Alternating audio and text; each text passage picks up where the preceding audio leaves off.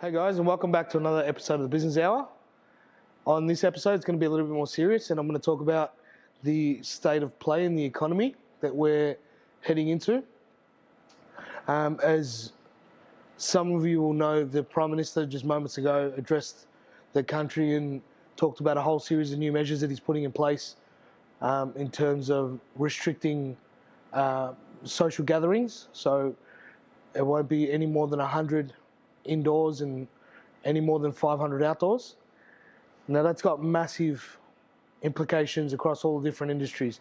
Whether we've got clients that have got wedding reception centres that have had to call their clients and tell them that their wedding's postponed. Could be 6 months, could be longer, because that's the line that the government's towing, and that's what we have to all be consistent with. Event planners, event organisers, whether they're concerts, whether they're nightclubs, they've all been affected by this. They've pretty much got to shut their doors because they can't accommodate any more than 100 people. And it's not just those businesses. There's a massive flow-on effect here. So you've got the landlords that are not going to be able to collect rent because the businesses are not doing any turnover. You've got the casual staff that work in those businesses, the marketing staff that work behind those businesses, the photographers, the videographers, the reception people that work there, the cleaners, the security guards. You know, it's got a massive flow-on effect, and I think this economy is going to grind to a halt fairly quickly.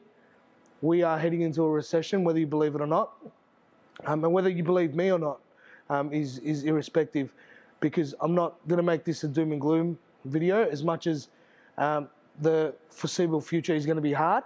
It's going to be tough. It's going to separate the really good operators from the not so good operators, and it's going to force people to think outside the box. Just yesterday I saw on my social media a production company that does a lot of sound and lighting for events. They have got pretty much no gigs and no business, no bookings because of these social distancing measures that have been put in place. So they're renting out their trucks for freight and hiring their staff out as removalists and to move different things. So that's just one example of people thinking outside the box. If your business can do it, great. Think outside and find different revenue streams, and that will only strengthen your business once this crisis passes. It'll boost your bottom line and help you to become more profitable than ever before. For those that are not fortunate enough to do something like that, I think the best use of this time is to make sure that your marketing and that your value proposition is clearly defined.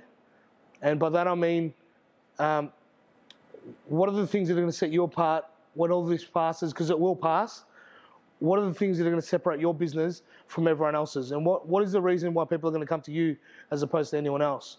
Fine-tuning things like your Google business page, working on your website, doing your blog posts that you don't have time for, creating a whole bunch of social media content that you can store in a bank. And what I mean by that is just storing it on a folder on your desktop so that you are able to execute when all of this passes. Thinking of different strategies, not just short term, but plan it out. Do it for the next 12 months.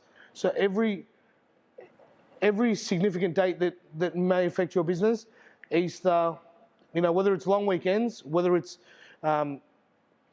significant times of the year during different sporting codes when they play their finals, or during different climate seasons.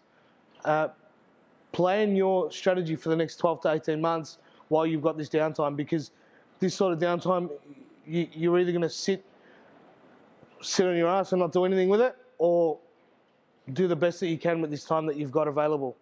Because as small business owners, I know myself, I'm very time poor, and this presents a new opportunity for me to create some content and develop a really strong, solid strategy for when this does pass, I'm able to execute.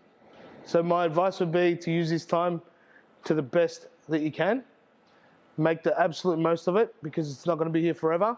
And those that that plan in this time and are able to execute when it passes are the ones that are going to springboard themselves ahead of their competition. Thanks for watching. If you like what you've seen, please share, subscribe, like. If you've got any questions, drop it in the comments below. And we've got plenty of time to have a chat over the next few months.